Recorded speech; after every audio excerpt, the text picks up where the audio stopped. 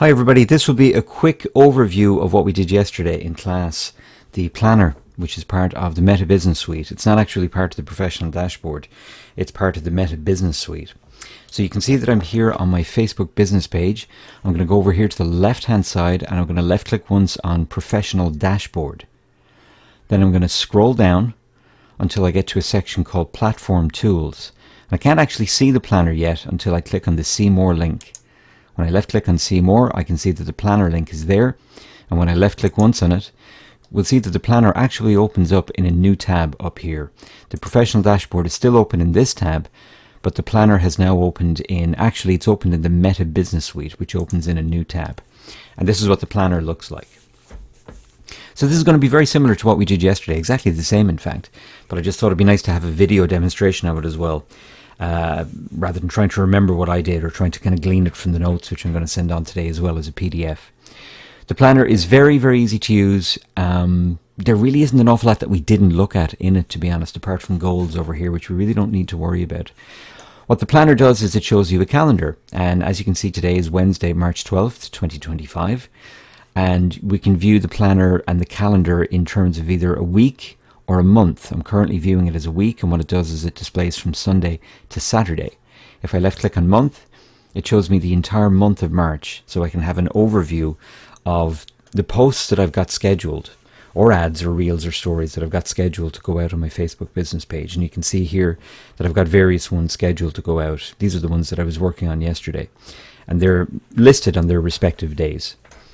I'm going to left click once on week to go back to week. I can navigate forwards a week at a time by left clicking on this right arrow here, and go back a week at a time by clicking on the left arrow. And you can of course go backwards in time. I mean, you can't, obviously it doesn't make sense to say that you can schedule an ad in the past, but you can certainly go back and look at the ads that you did place. For instance, I can go back to Tuesday the 11th, although I don't actually have anything there on that. Sorry, I'm on week there. I don't actually have anything on that date. But you can go back in time and actually view the ads that you've actually put out. So here I am on Wednesday the 12th of March, and you can see from yesterday that I had two ads. Not ads, I keep calling them ads, they're posts. Although we can actually schedule ads as well, but we're going to keep this example simple, and we're just going to see how to schedule posts. Just a regular post like you'd normally do. If you hover your mouse over the current day, and today is Wednesday, the 12th of March, you can probably see it down here on my calendar as well. It will say create post. In other words, create a post for that day. And if you left click on the arrow here, you'll get create post, create story, create reel, and create ad. Those are the four types of content that you can schedule using the planner. But if you hover your mouse over any other day past the current day, in other words, any day in the future, it will say schedule. But it's really the same thing. You'll get exactly the same four options when you click on schedule for a future day. It will say schedule post, schedule story, create reel, or schedule ad. As you can see, if I hover my mouse over a day in the past, there's no schedule or post now button, because of course you can't post in the past. It's not possible to do that. But as I did say, you can look at the ones that you have posted in the past. So what I'm going to do is I'm going to schedule something for tomorrow. There's something already scheduled for tomorrow. At 10 o'clock in the morning. But I'm going to schedule something else, and I'm going to do it by left clicking on the schedule button, and I'm going to go to schedule post. And the first thing that is going to pop up is this schedule post pop-up, and it says schedule your post for the times when your audience is most active. So it's tomorrow, the 13th of March, obviously, because that's the day that I clicked on schedule for. And I'm going to select, there's already something going out at, I believe it was 10 o'clock, so I'm going to select 12 o'clock over here. This is 24-hour format as well. This active times is very useful. As you can see, I've got no active times to show, but if you hover your mouse over the I button, it says that it will, if it can, recommend times for this post to go out based on when your followers were most active on Facebook in the last 7 days. That's a really good idea, and it's a really good thing to follow as well if you do have active times. Now, I don't have anywhere near enough followers for any active times to show up, but you should, as your Facebook business page grows and as you get more followers, Facebook will see, okay, most of your followers were online between the hours of, let's say, 2 p.m. and 4 p.m., just as an example. So you'll be able to pick times that kind of maximize your chances of your post being seen by your followers. But I don't have any active times to show, so I'll just click save. Right, I'm in the create post screen, and there's very little information to put in here. You can see a little Facebook feed preview over here on the right, which will show you what your post is actually looking like as you're building it, and what the finished product will look like as well. So the first thing that I'm going to do is I'm going to add a photo. Remember, I always recommend trying to add at least one photo to your post, even if it's text, because pictures draw attention. So I'm going to click on Add Photo, and my dialog box is going to pop up, and I'm going to go with I'll go with this one here, Images.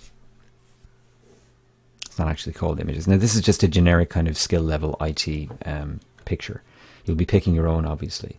And then the actual text of the post. So I'm going to say something like, did you know that the majority of Windows users are still running Windows 10? Are you still running 10, or have you upgraded to Windows 11? Let us know. That's it. That's the only text that I want. You can see it over here. This is what it's going to look like. You can break it as well. You can kind of break up the text like this into two separate paragraphs. You know, sometimes that can make it a bit more legible. But because this is really only 2 or 3 sentences, we don't need to. And that's what it's going to look like. We can also click on the little mobile icon here, and it will give us an idea of what it would look like on mobile devices. And don't forget, it's fair to say 99% of people are going to be looking at your content or your ads or your posts on mobile devices. Now sometimes you'll see on the mobile devices it will say see more, because it can't fit all of the text. This image is probably a little bit big. If the image was a little bit smaller, we'd fit more of it. So that's something to bear in mind. But for this example, I'll run with it. Okay, it's fine. We could put hashtags, and we could put links in here as well. Emil was asking about the link to the YouTube video, so we'll do something kind of similar in a second. The only other thing that we have to figure out then, or have to specify, is we've already got our date and time set. There are no active times to pick. So we set the date and the time when we were actually creating the post at first.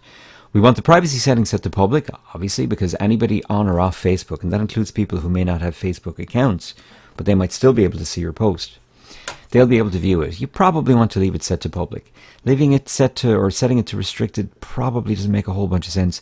If it's a Facebook business page, you want as many people as possible to see this. We have a boost toggle switch down here. Now we're not going to do that in this video. We're going to look at boosting posts and boosting ads next week.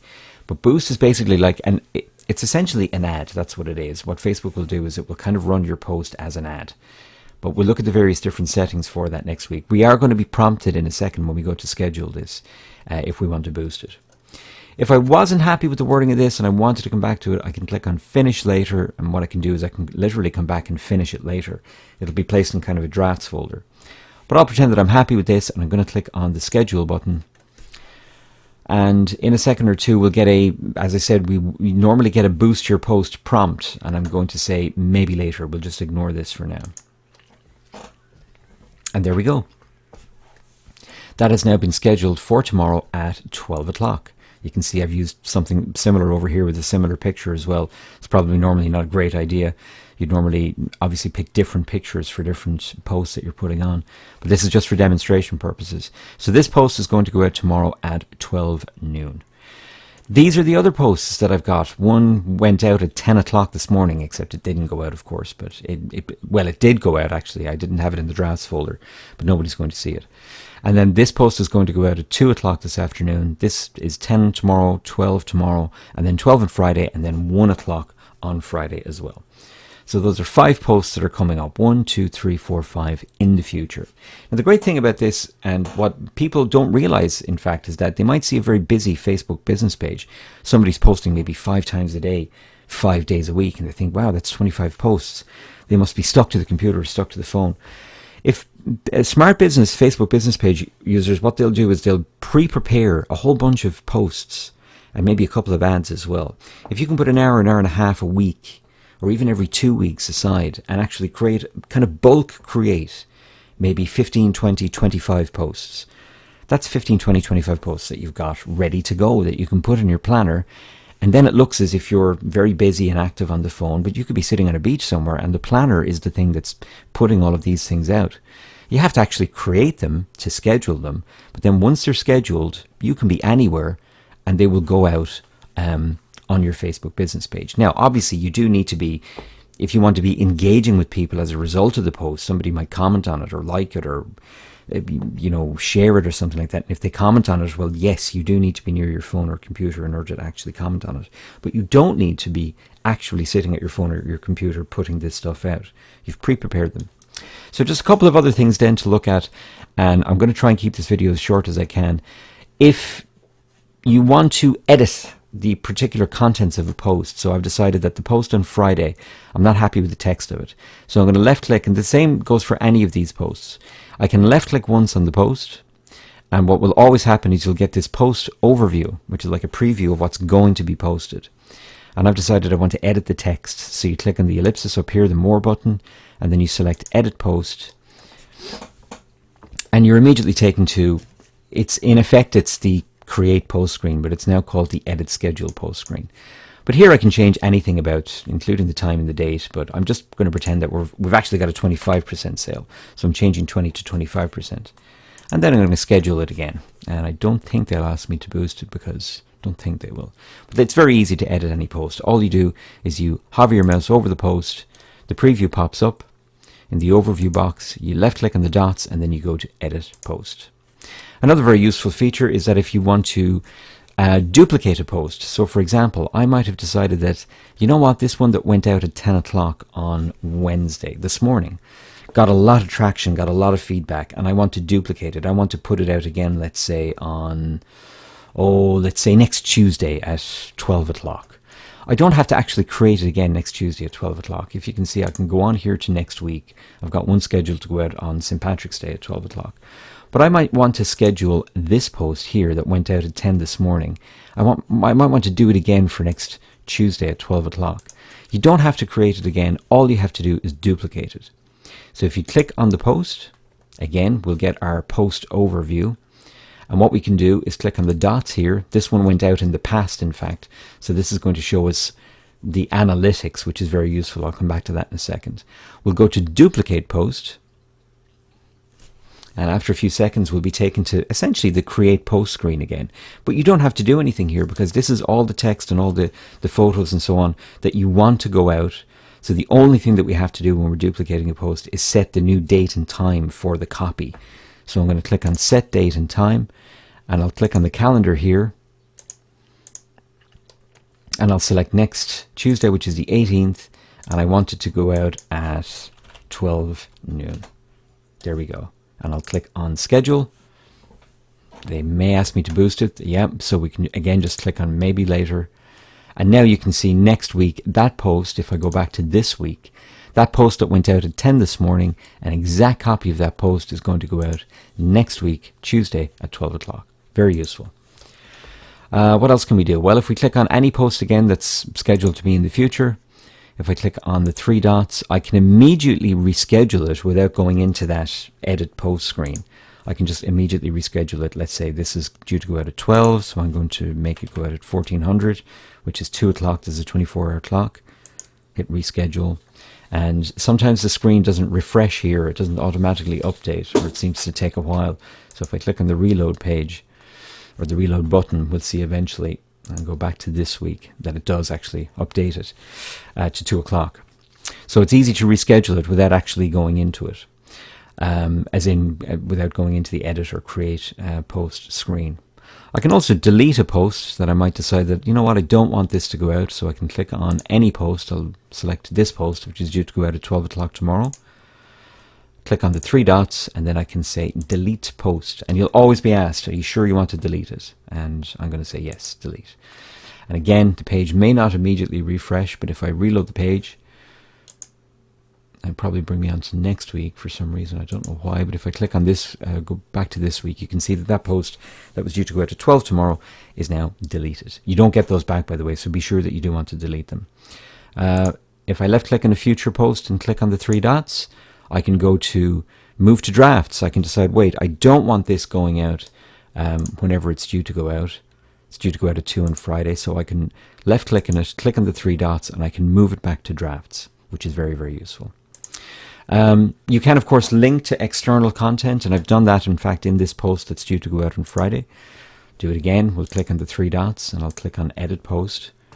And what happens when you're selecting a link, if I cut this link out of here, like this, and wait for the page to well, it should reload because the link is no longer in there.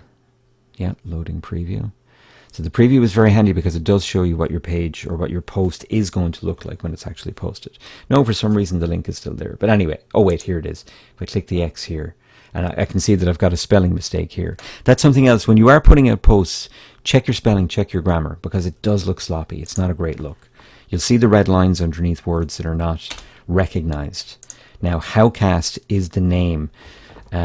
We saw it yesterday. Howcast is the name of that YouTube channel. So some business names are just going to come up as red lines. That's just a fact of life. What I want to do is I want to add that link to, I've decided that I found a really, really good YouTube link, and I've copied and pasted it. And what I did was Control and V, like that. Or you can right click and select paste. And then the link is posted in. And the nice thing about posting a link to external content like a YouTube video or something like that is, and eventually this will pop up in a second in the preview, is that a thumbnail of the video is going to be included for you automatically. So you don't actually have to put in a picture to support it.